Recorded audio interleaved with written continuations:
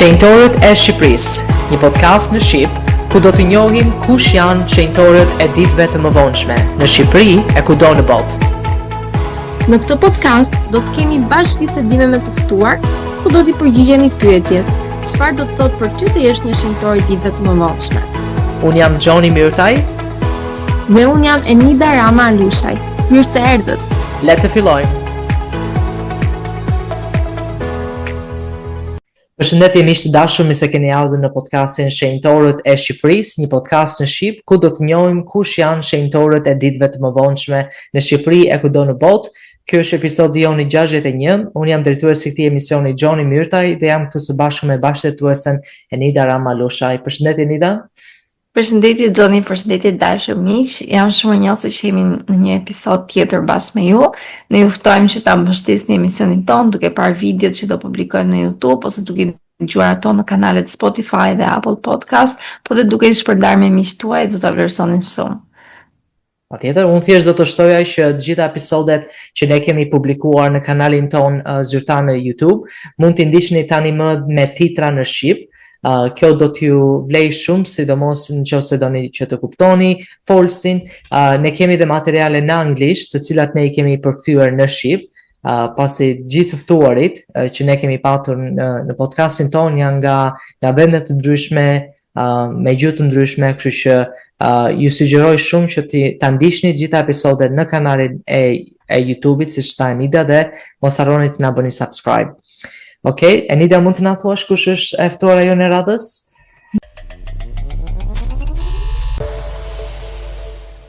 Patjetër, e ftuara jonë është Desara Dushku. Ajo faktikisht është shenjtoria më e re në moshë që kemi pasur në podcast, është vetëm 15 vjeçe.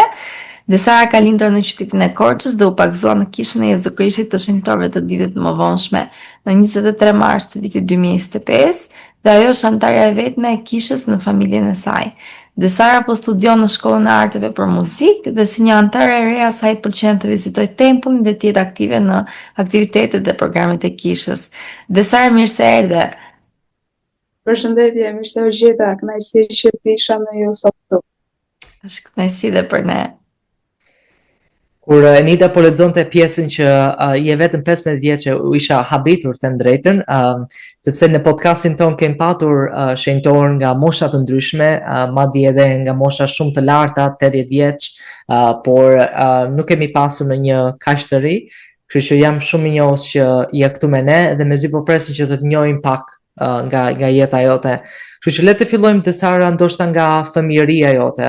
U përmend që ti ke lindur në qytetin e Korçës. Ne e njohim Korçën si një qytet shumë të bukur, qyteti i serenatave, që njerëzit janë shumë të talentuar. Mund të na thuash pak a shumë nga fjalët e tua që si ishte të rritesh në qytetin e Korçës? Okej, në qytetin e Korçës unë mendoj që ata njerëz që janë rritur në Korçë janë me fat, sepse mund të jenë rritur në Parisin e vogël, si e quajnë korçarët. Edhe është vërtet për mua është vërtet shumë bukur që të rritem në qytetin e Korçës. Bravo. E çfarë mund të na thuash ndoshta nga fëmijëria jote, nga familja jote, si ka qenë fëmijëria? Fëmijëria ka qenë shumë e bukur. Kam kaluar momentet nga më të bukura me familje. Okay. Edhe sa antar në familje jeni?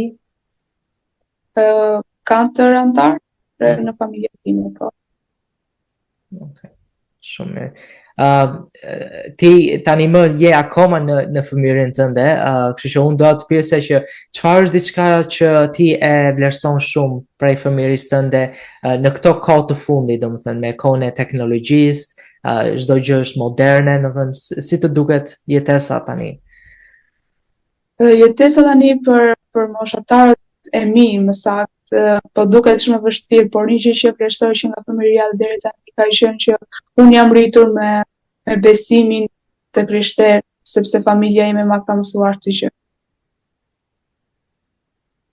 Okej, shumë faleminderit. Ndoshta a ka ndonjë gjë tjetër që ti do të dëshiroje që si fëmijë, domethënë, a je lumtur që ti ke zgjedhur që të jetosh në qytetin e Korçës, apo do të dëshiroje ndoshta të ishe lindur në një kryeqytet, në metropol ndoshta? Jo, nuk e mendoj këtë gjë. Jam shumë e lumtur që jam ngritur dhe jam lindur në qytetin e Korçës. Për Desarën është tamam duket ajo shpreha që thonë që lulëzo aty ku je mbjell. Desara, do dohesh na tregoje pak se si e njohur me kishën, na trego pak, njoh misionarët?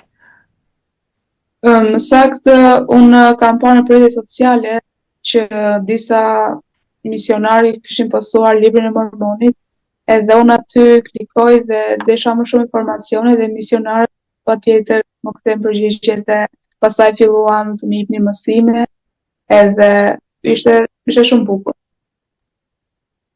Më bëhet qefi, duket sikur i pas kërkuar ti vetë. Si ishte kur po merrje mësime? Çfarë të bindi ty? Ishte pak e çuditshme në fillim, sepse nuk i besoja shumë se çfarë ata po thoshin, por me kalimin e kohës unë kuptova shumë gjëra dhe patjetër unë dhe jam lutur për ato mësime që unë kam marrë. Më vjen mirë që e lutur.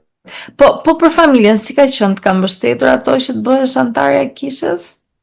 Patjetër që më kanë mbështetur, sepse familja më mbështet në çdo vendim që marr, por ka qenë pak e vështirë në fillim, prandaj pastaj ka qenë çdo gjë okay. Më trego pak, pse ka qenë e vështirë? Sepse unë kam qenë në besimin në një besim, domethënë një kishë ungjillore dhe për familjen time ka qenë e vështirë që unë të isha një antare e kishës të Jezu Krishtit, sepse ishte një kishë ndryshe nga të tjera.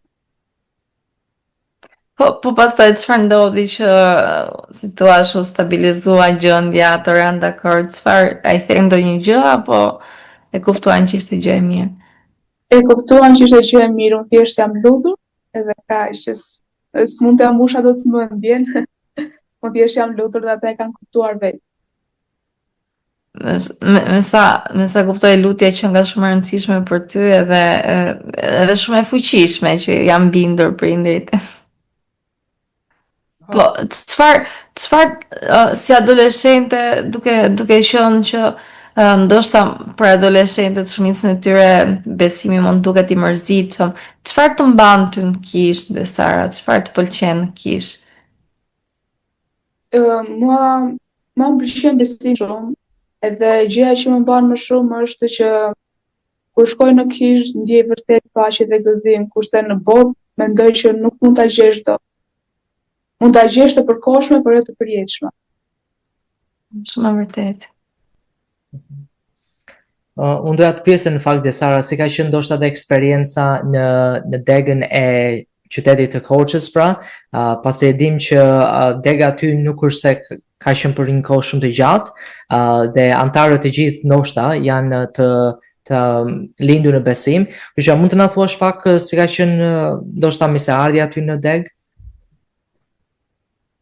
Ka qenë e bukur, mua më ka pëlqyer. Edhe ka shumë vajza të reja moshatare aty në lagje? Jo, nuk u ka shumë. Ndoshta një përgjegjësi ndoshta e madhe për ty që të jesh aty, si thua, për të përfaqësuar ato. Po mbet shumë qefi. Ndoshta a ka ndonjë gjë tjetër që të mbahet mend nga antarët ose në një gjë që ata të kanë ofruar ty si një antare e re në kishë? Patjetër më kanë ofruar mbështetje, dashuri patjetër, edhe këto. Okay. Le të ndalem tani ndoshta nga thirrjet që ti ke patur si një antare e re. A të mbahet më ndoshta ndonjë nga thirrjet që ti ke marrë? Jo, do të dëshiroja shumë të kisha një thirrje, por ende s'e kam marrë një thirrje. Po. Duhet ta përmendja këtë fakt sepse ti je pagëzuar vetëm në mars të këtij vitit, domethënë bëhet fjalë për disa muaj më parë, që je akoma ere në Ungjill, por un kam besim që së shpejti ti do marrësh një thirrje për të shërbyer, edhe nëse edhe ne nuk marrim thirrje zyrtare, mundësitë për të shërbyer janë të shumta në kishë. Kështu që kam besim që ti do të kesh plot mundësi për të shërbyer. Si është të jesh, si thua, një moshatare e re në kishë, ku ka shumë antarë ndoshta të moshuar, të pjekur në Ungjill, si ka qenë për ty kjo pjesë? Për mua ka qenë pak e vështirë ta shikoja veten në një kishë ku kishte antarë më të mëdhenj se mua dhe më të pjekur në besim, por thjesht është okay. Çdo gjë domethënë do mësoj me kalimin e kohës, por është pak e vështirë për një moshë që kam unë edhe antarët që janë në degën e Korçës. Shumë e vërtet kjo. Dhe di çfarë, edhe unë jam ndjer në të njëjtin gjë, domethënë kur u bashkova me kishën, sepse isha, si thua, vetëm disa muaj kur isha bashkuar dhe kisha njohur disa antarë aty që kishin prej vitesh, madje më thoshin histori me misionarë të ndryshëm që kishin shërbyer, edhe ndjesha pak a shumë sikur unë isha, si thua, një nga ata të rinj që akoma nuk ishte eksperiencë apo nuk ishte tamam atë konfidencën, por më pëlqen kjo që ti the, pavarësisht se ishe e re në kish, aty mund të ndihesh pjesë e saj, sepse të gjithë jemi, si thua, të rinj në Ungjill. Edhe pse dikush është pagëzuar 5 vite ose 10 vite më parë, të gjithë jemi, si thua, jemi të rinj në Ungjillin e Jezu Krishtit. Doja që të na flisë tani, merr kohën tënde të dur për na folur për ditën e pagëzimit, është dita më e veçantë apo jo? Si ndodhi ajo dhe a ishte një zgjedhje lehtë për ty? Okej. Dita e pagëzimit nuk ka qenë një zgjidhje lehtë. Para se të pagëzohesha, më sa kam marrë mësime nga misionarët, e ka qenë një misionare që vërtet mua ma ka mbushur mendje, edhe ka qenë vërtet shumë, mendoj që ka qenë vërtet shumë frymore, ka qenë nga Zoti, sepse ato mësime që mua mësonin misionar ma vërtet më dukshin të vështeta. Edhe pastaj kur mora vendimin që të pagëzosha dhe erdhi dita që të pagëzosha, aty ka qenë momenti më i bukur e të themi jetës time. Ka qenë vërtet shumë shpirtërore pagëzimi aty. Të pyes, a ishte familja jote prezente gjatë pagëzimit? Po, familja ime ishte prezente. Më bëhet shumë qefi. Është shumë e rëndësishme të kesh njerëzit e afërm, familjarët aty në atë ditë kaq të shenjtë, kaq të rëndësishme. Ndonse edhe ata nëse nuk janë antar të kishën, nuk ka problem, por është mbështetja tyre që do thotë shumë për ty. A mund të na thuash edhe diçka tjetër në lidhje me stilin e jetës, a ndryshoi ajo dhe si u përshtatet ti, domethënë kur u bashkove me kishën, a ishte e vështirë? Okej. Për mua jeta ndryshoi që momentin që sa dola nga uji, mua më duk që ndryshoi çdo gjë. Edhe jam përshtatur shumë mirë me jetesën, sepse sikur jam pagëzuar, ka ndryshuar shumë gjëra në jetën time, që mendoja që s'mundet të ndryshonin kurrë.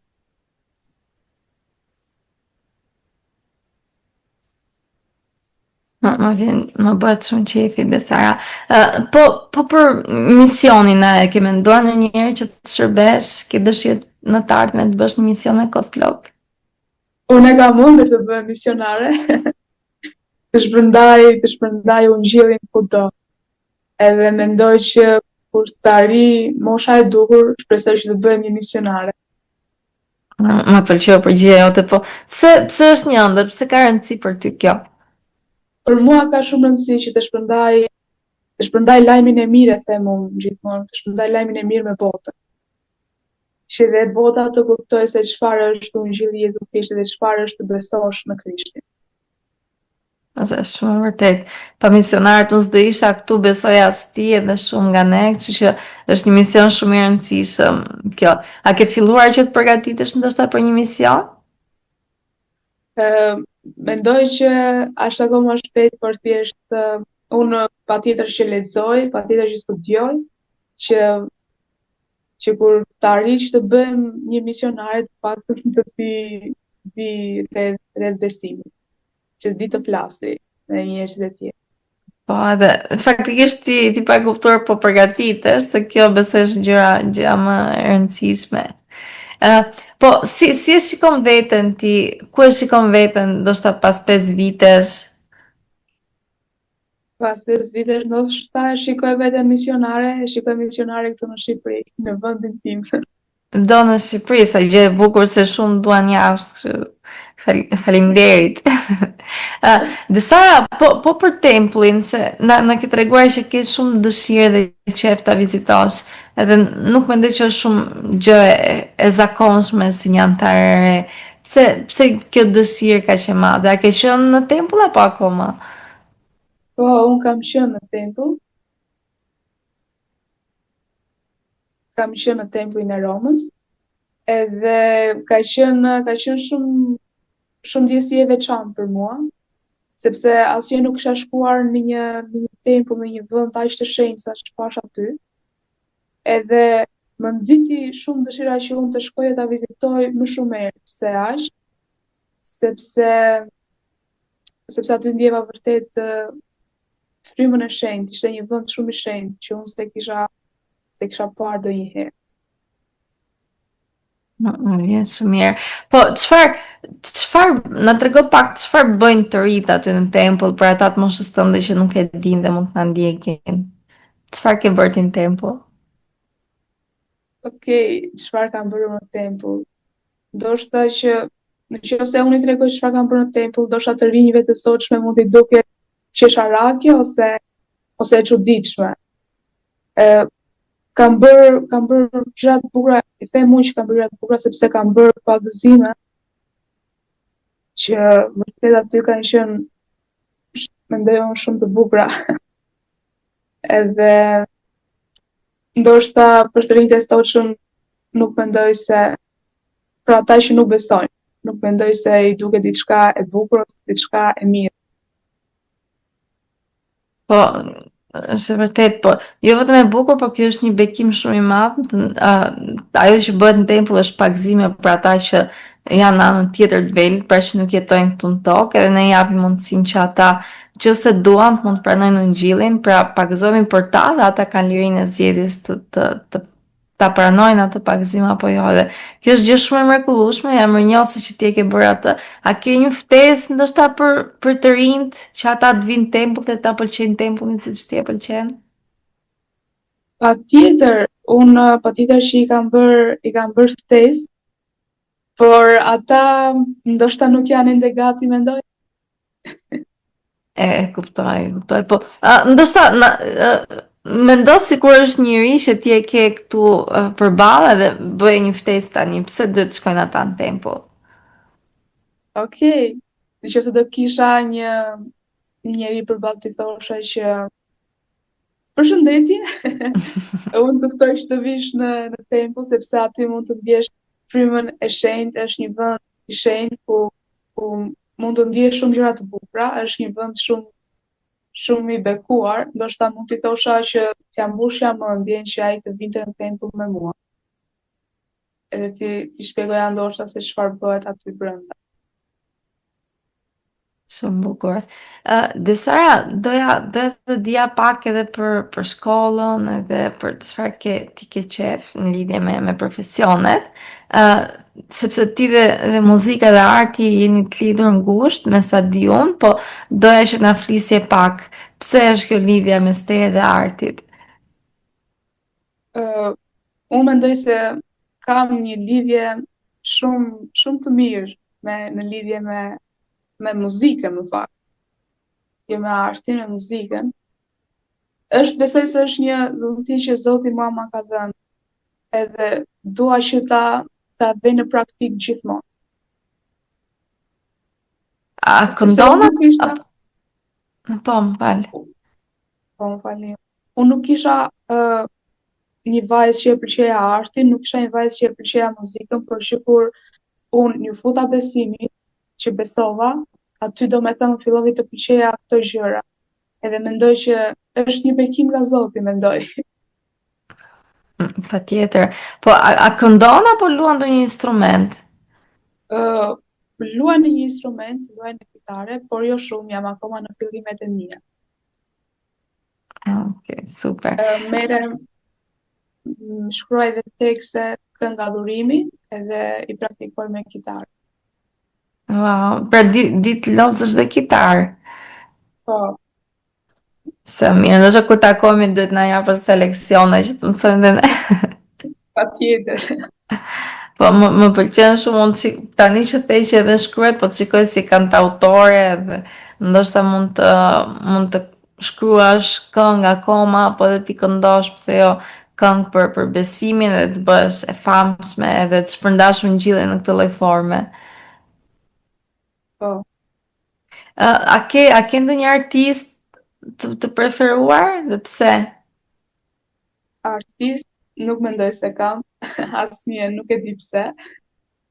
Nuk mendoj, nuk kam asnjë shef deri tani, ndoshta më vonë, por tani për tani jo.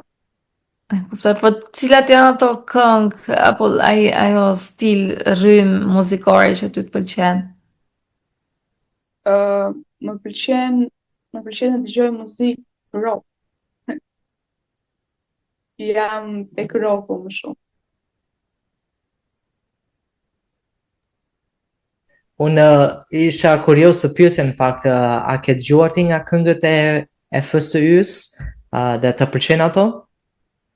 Po, kam dëgjuar, e janë shumë të bukura, por thjesht që nuk i përshtatet me mua, sepse jam një vajzë që i pëlqej ato këngët që janë me shumë ritëm, si për shembull kënga Dhurimi në formë rocku. Okej. Ndoshta ti mund të na krijosh si thua një rrymë të re të këtyre muzikës, mezi po pres që të shikoj çfarë ti bën me talentet që Perëndia të ka bekuar ty. Dhe me që po flasim për talentet, a ka ndonjë gjë tjetër që ndoshta njerëzit nuk e dinë për Desarën që ti je shumë e aftë për të bërë? Po, njerëzit nuk e dinë. Ndoshta edhe pjesa më e madhe dhe mund ta dinë, por thjesht nuk e besojnë. Unë shkruaj shumë poezi, edhe kur ja lexoj njerëzve të tjerë, thonë, "Okej, nuk i ke bërë ti." Thjesht nuk e besoj atë çfarë unë bëj. Sa bukur, është një aftësi shumë e veçantë të krijosh poezi. Unë do doja shumë të dëgjonim një nga poezitë e tua, ndoshta kur kesh mundësinë që të na ndash një me ne. Por doja të pyesja tani, Desara, në lidhje me ndoshta si një e re aty, çfarë bën ti në kohën tënde të lira? Ka ndonjë aktivitet, ndonjë gjë që ti bën në kohën e lirë? Patjetër, kohën time të lirë unë merrem me aktivitete sportive, bëj sport, bëj palestër, sepse më pëlqen kjo gjë. Shumë bukur. Më bëhet qefi. Ti e di që në kishën tonë ne konsiderojmë artin si një gjë shumë të çmuar. Çfarë mendon ti për artin në kishë? E kam fjalën për pikturat, për muzikën, për gjërat në përgjithësi. Çfarë mendon ti? Është diçka artistike në kishën e Jezu Krishtit. Më pëlqen shumë mënyra se si aty janë pikturat dhe mënyra se si aty luhet muzika. Edhe është diçka, mendoj unë, është diçka shumë e veçantë që kisha jone ka, sepse shumë kisha nuk e kanë këtë gjë. Okej. Po, shumë e vërtet. Ne vërtet e çmojmë artin dhe arti është kudo, apo jo? Nëse ne shikojmë, mund ta gjejmë atë. Më bëhet shumë qefi që të ka pëlqyer kjo gjë. Ndonjë gjë tjetër që të pëlqen, se di që folëm për qytetin e Korçës, po nuk përmendëm diçka konkrete. Çfarë ka në qytetin e Korçës që ndoshta nuk e gjen dot në Tiranë, për shembull? Po ta marr shembull, qyteti i Korçës ka një tjetër jetesë. Mendoj unë ka diçka që Tirana nuk e ka, si për shembull ka ajrin e pastër, por Tirana këtë gjë nuk e ka. Ka njerëzit e pak më të, le të themi, pak më të ngrohtëja, më mikpritës, mendoj unë. Po, e kemi dëgjuar këtë shpeshherë, them drejtën, edhe janë dakord për këtë, edhe je vërtet e bekuar që ke lindur në një qytet kaq të bukur, kaq të mirë, me një parardhje fantastike, kështu që të përgëzoj për këtë. Cili është ndoshta ushqimi jot i preferuar, Desara, mund të na thuash? Okej, unë shumë në fast foodet.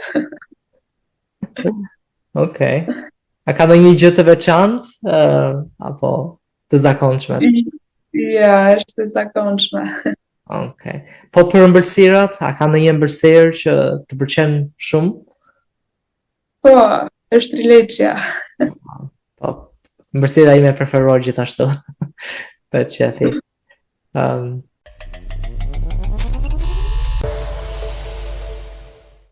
Desara, unë doja të pyesja gjithashtu, qa aktiviteti ka që ty të lumturon?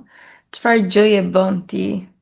E kuptuam që ti merresh me muzikë edhe bën piktura, po ndoshta ndonjë gjë në kohën tënde të lirë, ndonjë aktivitet tjetër? Përveç sportit, më pëlqen shumë të bëj dhe boks. Vërtet? Kam hobi. Po. Merresh me boksin në palestra, po thjesht të ke qef? Po, unë e kam qef dhe zakonisht në kohën time të lirë, po merrem me boks. Wow, shumë e pazakontë kjo për gocat, po më pëlqen shumë, është një gjë shumë e bukur. Ti duket dhe Sara sikur do krijosh gjëra të reja, sikur do t'i thyesh këto limitet tradicionale që janë. Si në muzikë, po edhe në sport edhe në gjëra tjera, dhe më pëlqen. Çfarë Është një po më fal. Çfarë të ka shtyr që të merresh me boks? Unë boksin e kam pëlqyer që shumë e vogël, që në moshën 6 vjeç e kam pëlqyer shumë. Në fakt, më ka futur babi si ide, edhe që në atë kohë, domethënë deri tani e kam shumë qejf. Gjë shumë e bukur. A has ndonjë, kur i tregon ndonjë të re ose moshatari, a has ndonjë, si thua, stepje, habiten ato? Po, patjetër, sepse për vajzat është shumë e çuditshme që të vazhdojnë për boks ose të praktikojnë boksin.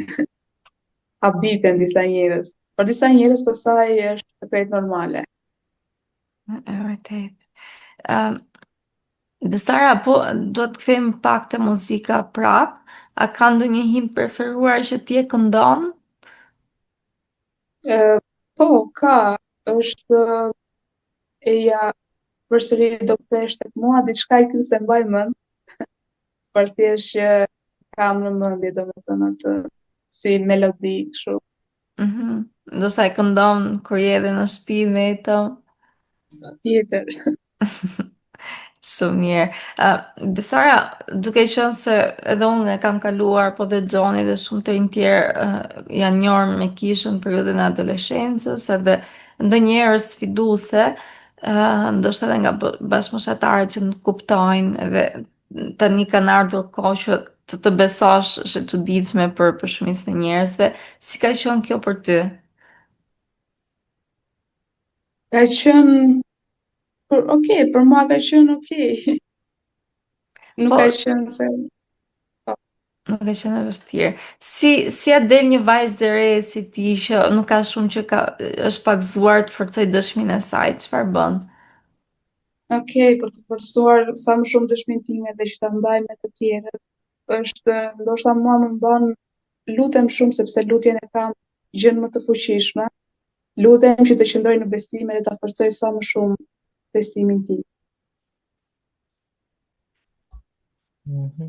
Po, shumë e vërtet, sepse si një i ri në kishë si që kam përmendur më përpara është ndoshta pak e vështirë që të kesh si thua konfidencën që unë duhet të jem këtu, edhe pse të gjithë rreth meje kanë më shumë eksperiencë, por më kujtohet një mësim që një apostël ka thënë në fakt, që po thoshte që nuk ka rëndësi kur ne bashkohemi me kishën, në çfarë momenti, si tip një maratone apo jo, që për shembull dikush mund të futet tani, mund të futet më vonë, po ne jemi të gjithë pjesë e saj, apo jo. Edhe doja të dija ndoshta ka patur ndonjë moment ku ti si Desara, domethënë një ndjerë që unë pak muaj që jam në kish, ndoshta nuk jam edhe aq e fuqishme apo aq e forca të gjitha anëtarët e tjerë. Si mund ta përballojmë ne këtë moment që të jemi të fortë në Ungjilл? Patjetër që në jetën time ka pasur shumë momente që mendoja në fakt që s'mund ta përballoj dot, sepse ka shumë njerëz më të mirë në besim dhe më të fortë në besim se sa mua, por thjesht këtë gjë e kam përballuar duke u lutur dhe duke marrë një përgjigje nga Perëndia dhe besoj se se Zoti më ka forcuar që të rri dhe të qëndroj akoma në besim. Po, bravo. Shumë e vërtet kjo fakt, sepse të gjithë ne do të jemi pjesë e kësaj udhëtimi, dhe ne duhet të bëjmë çfarë është e rëndësishme për ne që të qëndrojmë të fortë. Ti e kupton ndoshta këtë konceptin e brezit në rritje, që konsiderohet në kish, rising generation, që thuhet në anglisht. Ne jemi gjithë pjesë e kësajt, se mos të rinë të re në moshë madhore. Çfarë mund të ndoshta një këshill që ti ke për bashkëmoshatarët e tu në kish, çfarë duhet të bëjnë ata që të qëndrojnë aktiv dhe të fortë në Ungjil?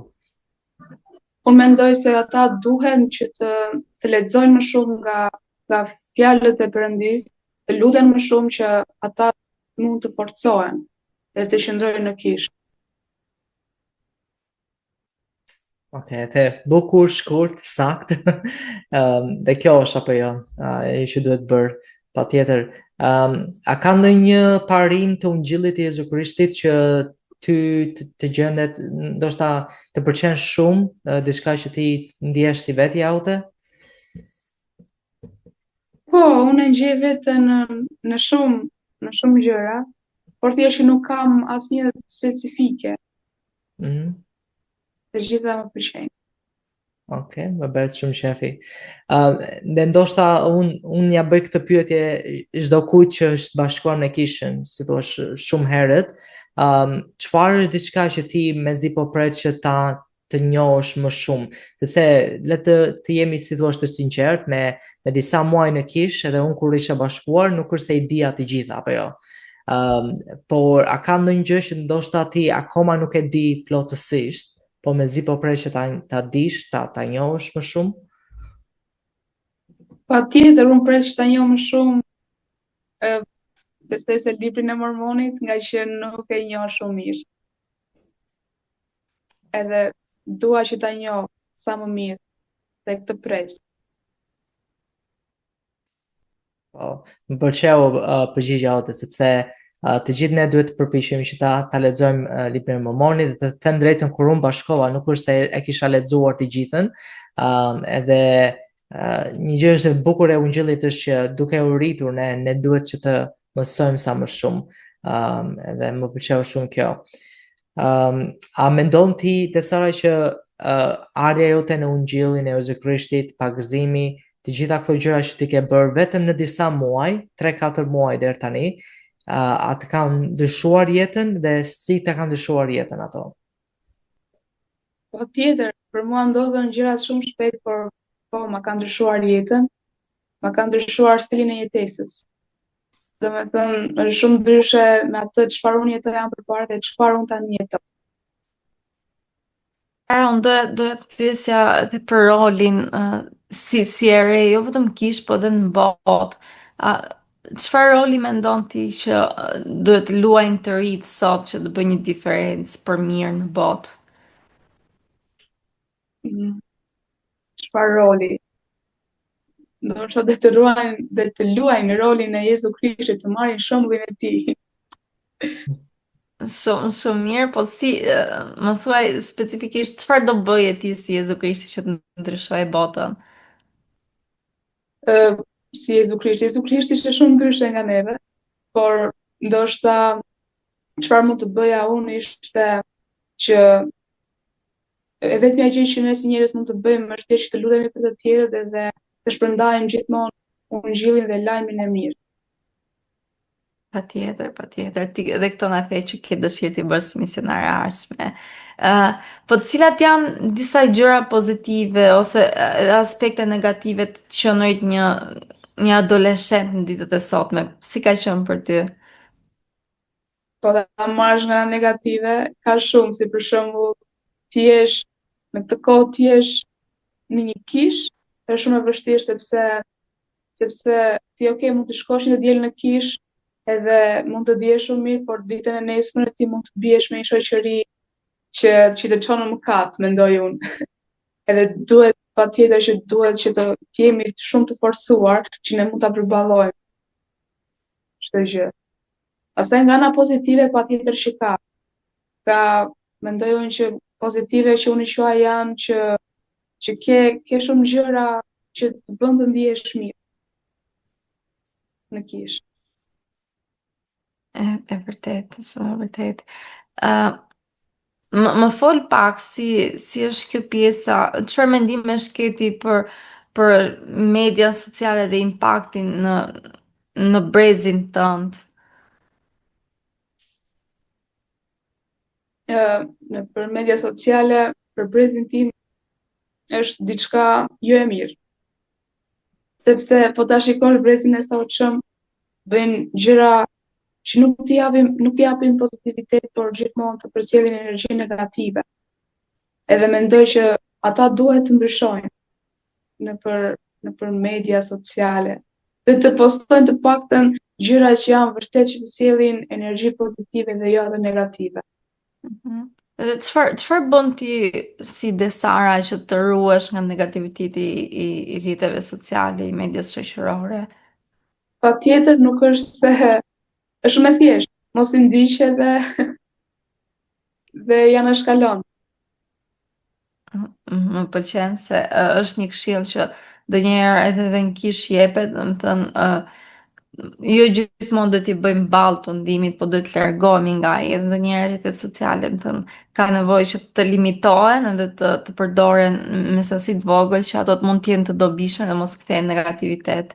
Ëm, Desara, doja të të pyesja, nuk të pyeta më përpara, në lidhje vetëm pak për shkollën dhe këto gjëra, po çfarë pune do doje të bëje nëse do kishe një punë, çfarë do ishte ajo dhe pse do ta zgjidhje atë? Okej, unë mendoj se puna që doja aktualisht të bëja, do ishte ndoshta një punë, ndoshta për muzikën, ta lidhja me muzikën që t'i mësoja fëmijëve të tjerë ose njerëzve të tjerë muzikën. Kjo do ishte puna aktuale, si do të thënë si një profesore, diçka e tillë. Më pëlqen shumë qëllimi i bukur të shpërndash një gjë kaq të bukur si muzika. Çfarë a ke vendosur, ndoshta është pak herët, po do doja dija cilat janë ato qëllimet e mëdha që ti ke për të ardhmen tënde?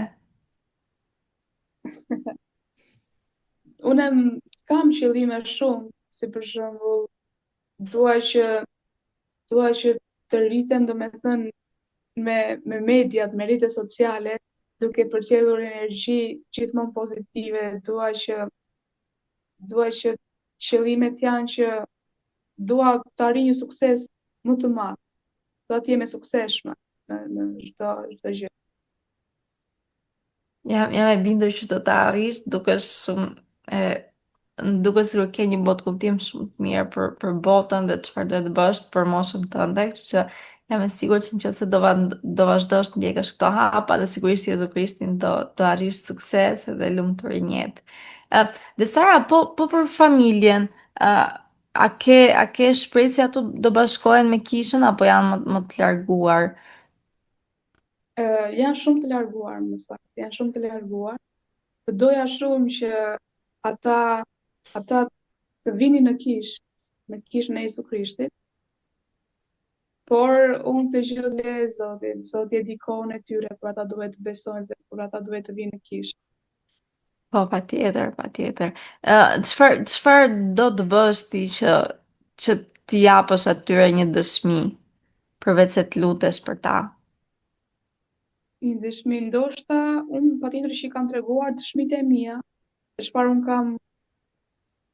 unë kam kaluar, ja kam treguar, edhe po thjesht është e vështirë. Sado që ti tregosh është prapë e vështirë. E drejt. Ndoshta shumë njerëz nuk e zgjedhin ungjillin në këtë jetë, po që gjithmonë ka shpresë. Unë mendoj që shembulli më i mirë Desara që ti mund t'i japësh familjes është me shembullin tënd, me të jetuarin ungjillin, ato të shikojnë ndryshimin dhe impaktin e mirë që ka ungjilli dhe besimi në Jezu Krisht tek ti, edhe pastaj me siguri ato do zgjedhin ë, që ndoshta të bashkohen dhe ato. Prezant. Dhe Sara, unë doja të pyesja nëse a do ndihesh e mirë ti që të na lexoje ndoshta një poezi nga krijimet e tua. Nuk e kam ende librin që kam shkruar poezi. Dhe doja shumë që të ndaja me ju, por nuk e kam tani. Në qëse ke aty në shtëpi, ti mund të shkosh ta marrësh fletoren ose shënimet e tua dhe ne mund të presim. Nuk e kam në shtëpi. Okej. Unë i shpërndaj poezi kudo. I shpërndaj me shoqërinë, i shpërndaj kudo. Sepse unë bëj poezi lidhur me besimin, nuk bëj poezi lidhur me jetesën, bëj poezi lidhur me besimin. I krijoj. Më pëlqen që i ndan shumë gjë e bukur. Po shpërndan ungjillin me anë të artit. Okay, Me unë do antar dhe jo antar. ndoshta mund të ndihmoj me këtë sepse unë gjeta një poezi të Sarës që ka postuar në rrjetet sociale. Nëse më lejon, te Sara që ta ndaj? Patjetër. Okej. Patjetër. Kjo ishte ndarë në dhjetor të 2024-s, pra vitin e kaluar, edhe po e lexoj pra. Thot, shkolla ime vendi dijes, ku çdo ditë mësoj me këmbgulje, mësuesit tanë me zemër na udhëheqin, në çdo lënd na japin dritë dhe besim. Këtu bëjmë miqësi të forta, lojra dhe qeshje çdo ditë na mbushin, libra dhe lapsa shok të përhershëm, në klasë ëndrat tona fluturojnë lart. Shkolla është shtëpia e dytë, ku rritemi, ku bëhemi më të fortë, me çdo hap, çdo mësim që marrim, e armja jon me shkollë e ndërtojmë. Shumë e bukur.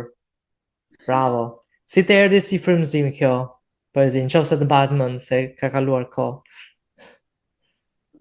Patjetër që është kënaqësi ta gjej poezinë nga dikush që po e lexon, është ndjesi shumë e bukur. Ndihem mirë vërtet, sepse shkolla është një shtëpi e dytë për mua. Jo, më pëlqeu shumë që ti ke këtë si thua talent, sepse është një talent që Perëndia të ka bekuar dhe do të inkurajoja, që të dy ne duam të inkurajojmë ty që të vazhdosh kështu, që të praktikosh këtë talent dhe ta shpërndash në çdo lloj mënyre me këdo, sepse mund të ndryshoj jetë dikujt tjetër, mund t'i bëj një diferencë, mund ta ndihmoj dikë tjetër. Kështu që vazhdo kështu dhe Sara, unë mezi po pres tani të shikoj ndonjë poezi tjetër që do postosh. Okay. Mirë, ne kemi ardhur në fund të bashkëbisedimit ton, dhe Sara, do doja që të njihnim akoma më shumë, por po e lëm me kaq. Pyetja e fundit për ta mbyllur këtë bashkëbisedim është çfarë do thotë për ty të jesh një shenjtore e ditëve të mëvonshme? Okej, për mua do thotë diçka shumë e bukur. Të jesh një shenjtore e ditëve të mëvonshme do të thotë që të jesh një shërbëtore e besimit edhe dashurisë, duke ndjekur shëmbin e Jezu Krishtit dhe duke përgatitur zemrën, mendoj unë, për mbretërinë e Perëndisë. Unë mendoj që ti je një shenjtore shumë e mirë e ditëve të mëvonshme, edhe jam e sigurt se do vazhdosh të bësh një punë akoma më të mirë me njerëzit dhe duke shpërndarë ungjillin me talentet e tua. Më dukesh vajzë shumë e talentuar, jam shumë i njohur që pata mundësi të njihnim më shumë të gjithë edhe jam e sigurt që ti aty në Korçë sidomos, po ndoshta edhe në gjithë kunjin e Tiranës dhe Shqipërisë do frymëzosh shumë të ri dhe Sara, shikoj që nëse vazhdon ndjek po këto hapa që ti ke marr, do kesh një të ardhme shumë të bukur dhe shumë të ndritshme, kështu që vazhdo kështu se do na bësh gjithë dhe krenar siç po na bën. Shumë faleminderit për frymëzimin, e vlerësoj. Edhe unë thjesht doja të shtoj është asaj që tha Anida, që vërtet mendoj që ti ke një dhuratë tepër të veçantë që Perëndia të ka bekuar, edhe ka një arsye pse Perëndia të ka sjellë ty në rrugën e tij.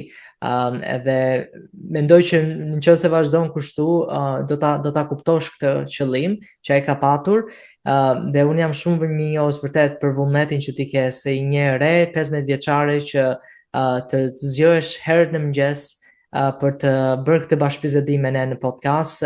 Si thash, nuk kemi pasur ndonjë të ri të re në podcastin ton, por shpresoj që kjo nuk është hera e fundit, edhe ti të jesh si një shembull për të tjerët, për të inkurajuar ata që të vinë këtu, të ndajnë historinë e tyre me ne, dhe që të jenë një shembull sa më i mirë i të qenërit një antar i kishës në shkollë, në jetën e tyre të përditshme me bashkëmoshatarët e tyre. Kjo do ishte gjë që unë do thoshja. Po, shumë faleminderit Desara, ka qenë kënaqësi të flisim së bashku.